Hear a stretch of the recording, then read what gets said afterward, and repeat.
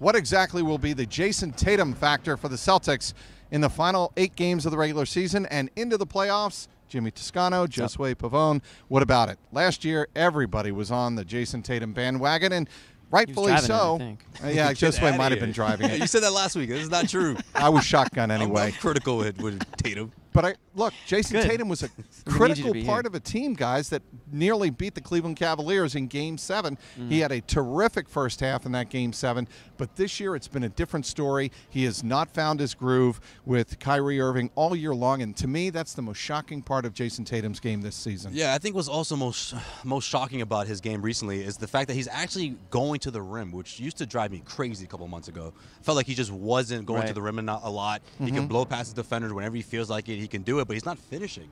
He's getting a couple fouls, but sometimes he gets into this thing with the referees. He starts complaining, and you know, just he gets into his own head, so to speak. And I feel like that's frustrating, but I still like his approach. I would still like to see more of that. I think that could help him get out of this funk. I don't think shooting your way out of it would necessarily help. I know Brad Stevens talked about that last week after another Celtics loss.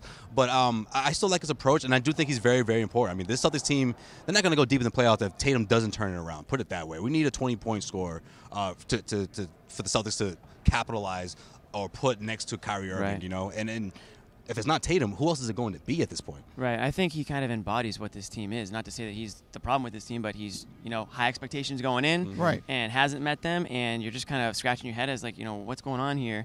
Looks a little bit like he's lacking that kind of killer mentality that we saw last year, especially in that run they made into the playoffs. It was like him and Jalen were kind of like the two-headed dog, you know, beast there. So you're waiting for something. You're waiting for something to click. You're waiting for him to get that mean, you know, Marcus Smart-like takeover mode. Fourth quarter. It's almost like he's deferring. He's waiting for Kyrie Irving to do it. Or even a guy like Jaylen Brown now seems to be doing it a lot more than Tatum. I think Jaylen Brown's almost made that leap past Tatum this year. Yeah. This Garden Report brought to you by betonline.ag. Go to clnsmedia.com/win and use the promo code CLNS50 for a 50% cashback bonus on your first deposit. Last year, you know, again, going back to the playoffs last year in that series against Cleveland, Jayson Tatum was arguably untradeable in some Celtics fans' minds for Anthony Davis. That dynamic has changed. I mean, he hasn't made that leap that everyone sort of expected him to make. And we saw that with Jaylen Brown between year 1 and year 2. We didn't necessarily see that. He hasn't played better. Right. If you even number-wise or just by the eye test. He just doesn't look comfortable, and I don't get why he hasn't found that groove I with agree with Kyrie that, Irving. yeah. I mean, both guys are Duke guys, not that that's here or there, but still, you would think it was an automatic. Kyrie would come in, Jayson Tatum would play off him on the wing and drive to the basket like you were saying, Josue, and it just hasn't materialized. That, and I don't think his jumper looks nearly as confident.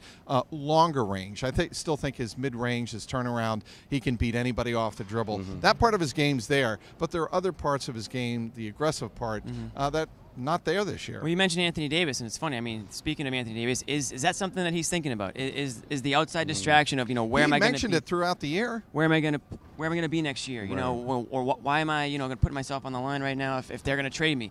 And on top of that, is he even playing well enough where he's enough to get Anthony Davis? Everyone just assumes that the Celtics have the best package for Anthony Davis. We don't know what any other team's going to offer once they're able to, and it may be that if the Pelicans don't think Tatum's made a strong enough leap in the second year to prove that he can be the future of the Pelicans, well, they say, well, wait a second, we need more than that. Right. And at some point, Danny Ainge is going to say, no, that's too much. I'm not making that deal. Yeah, you know, that's a valid point, Jimmy. You know, you can't forget a couple of years ago, it was the playoff performance at Isaiah Thomas that eventually pulled the, you know, completed a deal with the Cleveland Cavaliers for Kyrie Irving. Yeah. For Jayson Tatum, are you thinking the same? If I go off in the postseason, am I going to be in New Orleans in a few months? I mean, that has to be that must have crossed his mind more than a couple of times, and maybe it's sort of getting in the way of him finding his rhythm. Just not thinking and just playing. Right. Maybe Kyrie Irving has a heart-to-heart with Jayson Tatum before the playoffs begin. They won't trade you, bro. Don't worry, man. I won't let it happen. I got you, man.